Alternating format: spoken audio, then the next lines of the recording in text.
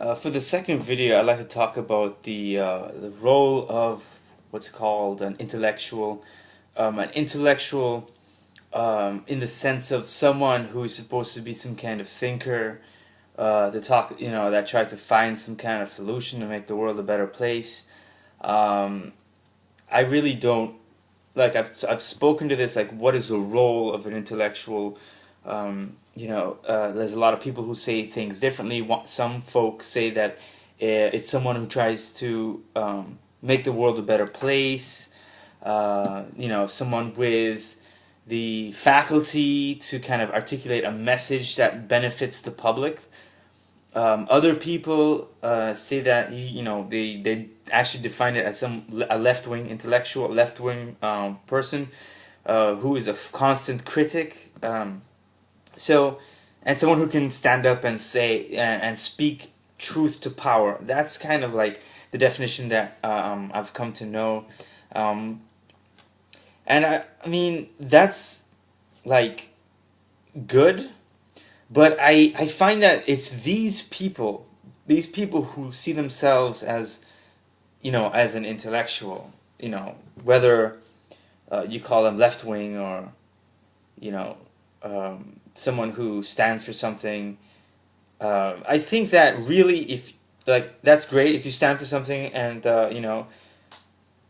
but at the same time, to me, an intellectual is someone who can kind of see the sliver or this, like, the ulterior motives of people, to see how the world truly works.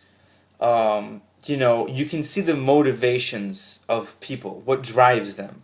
And I think that's why the definition of intellectual, as we know, they label them as left wing, because they're standing up for something, and they have an agenda in mind. Now, my problem is not with the agenda. That's fine. If you're a left wing, if you're a communist, and if you're a socialist, that's great. Just say it. Make sure that you enunciate it and tell people what your motivations are. What do you stand for?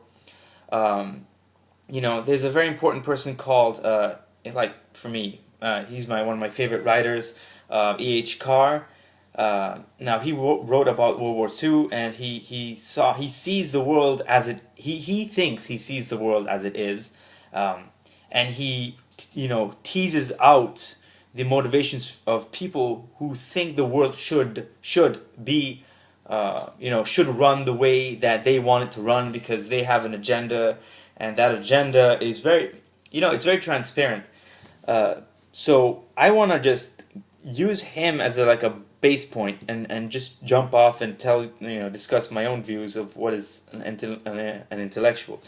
Is someone who can see the motivations of people, and see whether or not that motivation is productive to society, or if it's destructive to a society.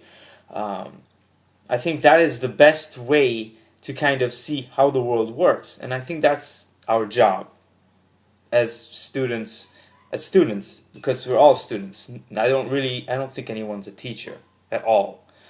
I don't have a problem with authority. It's just I don't think that anyone can teach anyone else.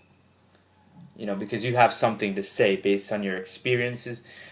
You have something to say based on your own learning, your own path to learning.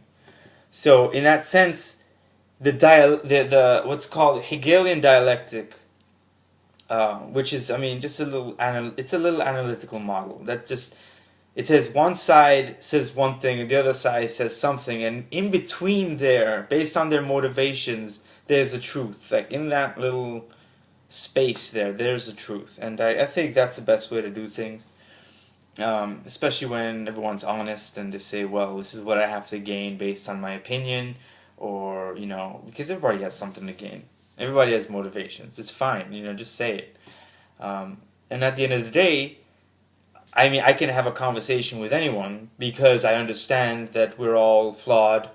We all have our motivations, and if we can just be honest about it, I think the world can be a better place. And if we can find a space, that sliver of space that we can find that everyone kind of has a common interest, I think from that we can build a positive society. Now I didn't mean to go here, but I want to maybe think of how like the Democrats and maybe even people from the Tea Party can somehow get along. Like there has to be a way where each of them can have some kind of bridge point, meeting point. Now, like the way that they characterize each other, of course, is something completely different, and I don't think they can have a discussion and a discussion based on that because they don't really have any, they may not have any common ground, but I'm sure they do. I'm sure somewhere they want to have a strong America. They want to have a job. Everybody wants a job. I know I do. And I think from that perspective, they can just create something completely new, a new way of governance that recognizes that maybe the political culture of the United States, the two-party system, kind of creates this fight. So you need to have something. You need to try something completely new that kind of shows like the Tea Party and Democrats or whatever communists. If there are communists out there, like communists, I'm sure they want a productive society. Doesn't everybody want everybody wants to be fed, food, clothing, shelter. I'm sure people can agree on those common grounds, and it's up to them to kind of make that reality for them. And in the end, I think if we recognize that, then there'll be a path to there'll be a path to like a real solution.